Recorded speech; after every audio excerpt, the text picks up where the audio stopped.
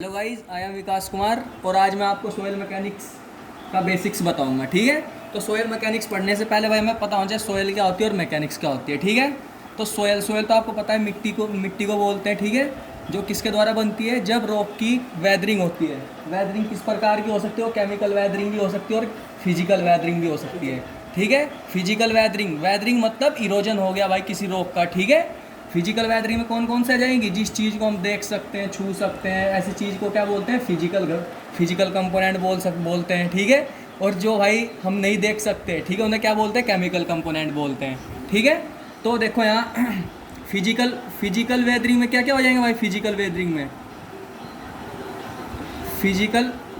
में जैसे क्या हो गया भाई, रनिंग वाटर हो गया।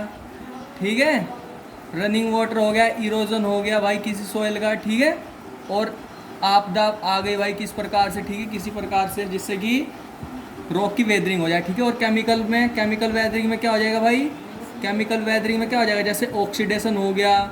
ठीक है, ऑक्सीडेशन हो गया, हाइड्रेशन हो गया, एक्सेट्रा। ठीक है, तो देखो माना है क्या है, मेरे पास तो रॉक है भाई ये। ठीक है, जब रॉक पर पानी पड़ता है या इरोजन होता है तो जो यहाँ के जो पार्टिकल्स हैं, यहाँ के जो पार्टिकल, रॉक के कुछ पार्टिकल इस स्थान से उठ के किसी दूसरे स्थान पर क्या हो जाते हैं, इकट्ठे हो जाते हैं। ठीक है, तो जो दूसरे स्थान पर जो पार्टिकल इकट्ठे हो और जो उसके द्वारा जो सोयल बनी उसे क्या बोलते हैं, ट्रांसपोर्टेड सोयल बोलते हैं। ठीक है, तो हमें पता चल गया भाई सोयल क्या होती है। सोयल क्या होती है, जब रॉक की वेदरिंग होती है तो इसके द्वारा जो बनने वाली जो पदार्थ होते हैं क्या बोलते हैं, सोयल बोलते हैं। अब हमें पता चला मैकेनिक्स क्या होती है। मैकेनिक्स क्या होता है कि जैसे सोयल है मेरे पास, ठीक है, सोयल पर जब फोर्स लगता है वो कैसे, इंटरनल फोर्स हो सकते हैं, एक्सटर्नल फोर्स हो सकते हैं। तो इन इंटरनल फोर्स तथा एक्सटर्नल फोर्स के कारण सोयल में क्या क्या इफेक्ट जनरेट हुए, उन इफेक्ट की स्टडी करना ही क्या कहलाता है भाई, मैकेनिक्स कहलाता है। ठीक है, तो इसलिए क्या कहते हैं, इसे सोयल मैकेनिक्स बोलते हैं। ठीक है, अब देखो सबसे पहले इस रॉक की क्या हुई, वेदरिंग हुई। फिर यहाँ से जो कुछ पार्टिकल है वो कहाँ, दूसरे स्थान पर इकट्ठे हुए। दूसरे स्थान पर इकट्ठे होने के कारण क्या हो गया, इसका ये क्या हो गया, यहाँ से ट्रांसपोर्ट हो गया, इसका यहाँ से क्या हो गया, ट्रांसपोर्ट हो गया। फिर यहाँ पे क्या हो गया, इकट्ठा हो गया, इकट्ठा मतलब डिपोजिशन हो गया, इसका क्या हो गया, डिपोजिशन हो गया। फिर डिपोजिशन के बाद क्या हो जाएगा भाई, अपहीवल मतलब टीला बन जाता है, इसका क्या बन जाता है, टीला। तो ये प्रोसेस इस प्रकार ही चलता रहता है, तो इसे क्या बोलते हैं, सोयल फॉर्मेशन साइकिल बोलते हैं। तो सबसे पहले क्या हुई, इसकी वेदरिंग हुई। दूसरे पे क्या क्या हुआ, ट्रांसपोर्टेशन हुआ। ठीक है, तीसरे पे क्या हुआ भाई, इसका डिपोजिशन हुआ। और चौथे पे क्या हुआ, अपहीवल मतलब टिल्ला बन गया यहाँ पर। ठीक है, तो इस प्रकार की साइकिल को क्या बोलते हैं भाई, सोयल फॉर्मेशन साइकिल बोलते हैं। और इस प्रोसेस को ये बहुत बार जेई के पेपर में आ गया, इस प्रोसेस को क्या बोलते हैं, पेडोजेनेसिस प्रोसेस बोलते हैं भाई इसको। ये बहुत बार जेई के पेपर में आ गया भाई ये। ठीक है, इसको क्या बोलते हैं, पेडोजेनेसिस प्रोसेस बोलते हैं। अब देखो भाई, मैंने तुम्हें बताया था कि फिजिकल वेदरिंग और केमिकल वेदरिंग होती है दो प्रकार की। तो फिजिकल वेदरिंग के कारण जब रॉक की फिजिकल वेदरिंग होती है, तो उसके कारण जो सोयल बनती है, वो सोयल कौन कौन से होते हैं, तो सैंड हो गई, दूसरी क्या हो गई, ग्रेवल हो गई। चीज़ें याद रखने, ठीक है, एक्सेट्रा। और जो केमिकल वेदरिंग, जब किसी रॉक की केमिकल वेदरिंग होती है तो उसके द्वारा जो सोयल बनती है उसे क्या बोलते हैं, कौन कौन सोयल होती है, जैसे क्ले हो गया और क्या हो गया, सिल्ट हो गया, एक्सेट्रा।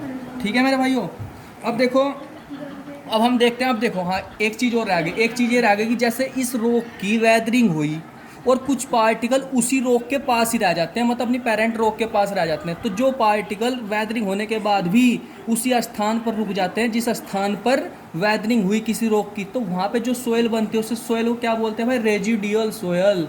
ये भी बहुत बार जेई के पेपर में आ गया, क्या बोलते हैं इसको, रेजिडुअल सोयल। ठीक है, तो देखो भाई, हमारे पास डिफरेंट टाइप की सोयल होती है। क्या होती है, डिफरेंट टाइप्स की सोयल होती है। तो सबसे पहले तो क्या होते हैं, ट्रांसपोर्टेड सोयल हो गई। ट्रांसपोर्टेड सोयल मतलब जो एक स्थान पे क्या हो रही है, वेदरिंग हो रही है और वहाँ से उठ के दूसरे स्थान पे चले गई। ठीक है, तो क्या हो गया, ट्रांसपोर्ट एक स्थान से दूसरे स्थान पे जाने के बाद उसका, तो उसे क्या कहते हैं, ट्रांसपोर्टेड सोयल बोल दिया। ठीक है, तो देखो भाई, ट्रांसपोर्टेड सोयल भी निम्न प्रकार की होती है, जैसे एलुवियल सोयल हो गई। एलुवियल सोयल क्या होती है, जो रनिंग वाटर के द्वारा बनती है। रनिंग वाटर मतलब जैसे नहर में या नदी में पानी बह रहा है भाई, ठीक है, तो नदी के बहने के कारण जो सोयल का फॉर्मेशन होता है उसे क्या बोलते हैं, एलुवियल सोयल बोलते हैं। रनिंग वाटर के कारण क्या हो गया, रनिंग वाटर के कारण बनने वाली सोयल को क्या बोलते हैं, एलुवियल सोयल बोलते हैं। दूसरी क्या होती है, लैक्विस्टीरियन सोयल होती है भाई ये। लैक्विस्टीरियन सोयल। लैक्विस्टीरियन सोयल किसे बोलते हैं भाई? जैसे रुका हुआ पानी है भाई, कहीं रुका हुआ पानी, जहाँ पे पानी रुक जाता है उस चीज़ को क्या बोलते हैं? लेक बोलते हैं। लेक मतलब झील।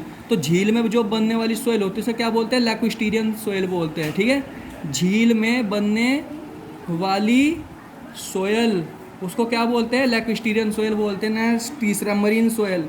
मरीन सोयल क्या होती है? समुद्र में बनने वाली सोयल। किसमें? सी वाटर द्वारा बनने वाली सोयल। वाटर द्वारा बनने वाली सोयल उसे क्या बोलते हैं? लैक्विस्टीरियन सोयल। अब देखो ये क्या हो रही है? ट्रांसपोर्ट के कारण क्या हो रही है? बननी है, तो इसलिए क्या कह देना? ट्रांसपोर्टेड सोयल बोल दिया भाई। ठीक है, अब देखो दूसरी कौन सी होती है भाई? विंड ट्रांसपोर्टेड सोयल होती है। ठीक है, विंड, जैसे एओलिन हो गया, एओलिन सोयल। भाई ये पेपर में बहुत बार आ गया कि एओलिन सोयल कौन सी होती है? Aeolian soil. ये क्या होती है? विंड द्वारा बनने वाली सोयल। विंड द्वारा बनने वाली सोयल ये कौन सी होती है? विंड द्वारा बनने वाली सोयल होती है भाई ये। ठीक है, विंड द्वारा। अब देखो इसकी जो कंप्रेसिबिलिटी होती है, कंप्रेसिबिलिटी मतलब देखो विंड भाई हवा के द्वारा मिट्टी बह के जा रही है, खींच दूसरे स्थान पे इकट्ठी हो गई। अब जब हम ऊपर से कोई फोर्स लगाएंगे इस मिट्टी में तो एकदम से दब नहीं जाएगी या वो, तो हम क्या कह सकते हैं कि विंड द्वारा जो सोयल इकट्ठी होती है उसकी कंप्रेसिबिलिटी क्या होती है? बहुत ही ज़्यादा होती है। समझ गए? तो उसे क्या बोलते हैं? एओलिन सोयल बोलते हैं। अब देखो जब विंड के द्वारा जब मिट्टी एक स्थान से जाकर दूसरे स्थान पे इकट्ठी हो जाती है तो क्या बनाते हैं? टिल्ला बना देते हैं भाई। क्या बना देते हो? टिल्ला, जिन्हें क्या बोलते हैं? ड्यून्स बोलते हैं उसको। क्या बोलते हैं? ड्यून्स बोलते हैं। ठीक है, नेक्स्ट कौन सी होती है? Louis soil. लुइस सोयल भी भाई विंड ट्रांसपोर्टेड सोयल ही होते हैं। ठीक है, ये क्या होते हैं? विंड ट्रांसपोर्टेड सोयल होती है। लेकिन विंड ट्रांसपोर्टेड सोयल कब कहेंगे? जब विंड के द्वारा सिल्टी सोयल इकट्ठी होगी किसी स्थान पर। ठीक है, तो ध्यान रखना भाई, लोइस सोयल क्या होती है? विंड ट्रांसपोर्टेड होती है। कब? जब सिल्ट इकट्ठी हो जाती है किसी स्थान पर, तो क्या बोलते हैं? लोइस सोयल बोलते हैं। Next glacial soil. Glacial soil क्या होती है? जैसे देखो तुमने देखा होगा भाई, पहाड़ है भाई। ठीक है, पहाड़ पे जब बारिश नहीं, जब बर्फ़ पड़ता है, तो जब बर्फ़ पड़ता है तो बर्फ़ के पिघलने के कारण क्या होता है कि जो पहाड़ का क्या हो जाता है? इरोजन हो जाता है। क्या हो जाता है? बर्फ़ के पिघलने के कारण क्या होता है? पहाड़ का क्या हो जाता है? इरोजन हो जाता है। तो बर्फ़ के पिघले हुए पानी के साथ जो पहाड़ का जो इरोजन हुआ उसके द्वारा जो मिट्टी आई बर्फ़ के पानी के साथ, ठीक है, तो उसके द्वारा जो मिट्टी बनती है उसको क्या बोलते हैं? ग्लेशियल सोयल बोलते हैं भाई। ठीक है, नेक्स्ट क्या होती है? Gravity soil. ग्रेविटी सोयल कौन सी होती है भाई? तेलुज सोयल भी बोलते हैं भाई, ये भी तुम्हारे बहुत बार पेपर में आ चुका है। तेलुज सोयल बोलते हैं इसको। ठीक है, ग्रेविटी के कारण जो बनने वाली सोयल को क्या बोलते हैं? ग्रेविटी सोयल बोलते हैं, तथा तेलुज सोयल भी बोलते हैं, और कोलुवियल सोयल भी बोलते हैं इसको। क्या बोलते हैं? कोलुवियल सोयल भी बोलते हैं। चीज़ याद रखना, एसएससी जेईई में बहुत बार आ गया क्वेश्चन, ये एसएससी जेईई में बहुत बार आ गया। Okay guys, thank you.